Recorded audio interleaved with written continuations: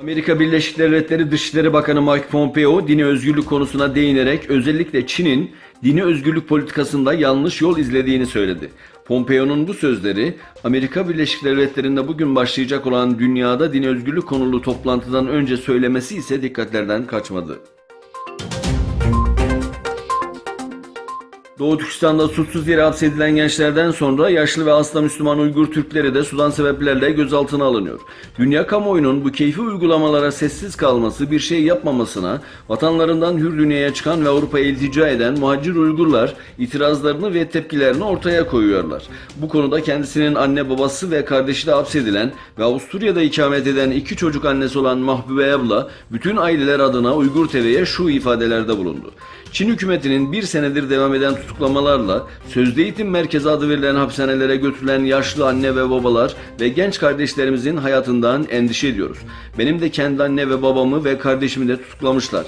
Yurt dışına okumak için çıktım. Öz vatanıma dönünce benim de akıbetimin aynı olacağından, haksız yere tutuklanacağımdan endişeleniyorum diyen Mahbube abla, yaşlı anne ve babalarımız ne için tutuklandı, niye tutuklanıyor, onların suçları, günahları ne diye sözlerini de tamamladı. Çin ve Birleşik Arap Emirlikleri ikili ilişkilerini kapsamlı bir stratejik ortaklığa taşımaya karar verdikleri için Cuma günü temiz ve yenilebilir enerji konusunda çok yönlü işbirliğini ilerletmek amacıyla birlikte çalışacaklarını duyurdular. Geleneksel olarak düzenlenen Dünya Doğu Türkistanlılar Kardeşlik Buluşması'nın 10.'su Doğu Türkistan Marif Derneği'nin önderliğinde dün İstanbul'da düzenlenen konferansla başladı.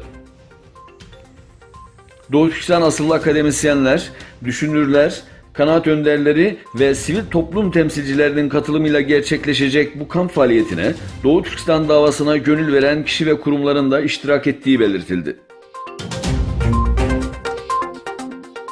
Sağda ve Haccah eyaletlerinde son 2 gündür Husiler ve hükümet arasında yaşanan şiddetli çatışmalar ağır insani ve maddi kayba yol açtı. Arap koalisyon güçleri son 2 gün içinde 119 Husi'nin öldüğünü, Sağda ve Haccah eyaletlerinde ise 17 kişinin yakalandığını duyurdu. Rusya ile Ermenistan arasında imzalanan 200 milyon dolarlık kredi anlaşması kapsamında Ermenistan'a yapılan silah teslimatının tamamlandığı bildirildi. Ermenistan Savunma Bakanı David Tonoyan, konuyla ilgili basın açıklamasında modern silahlar teslim edildi. Rus ordusunda dahi bu tür silahların bulunmadığı ihtimalini dışlamıyorum diye konuştu.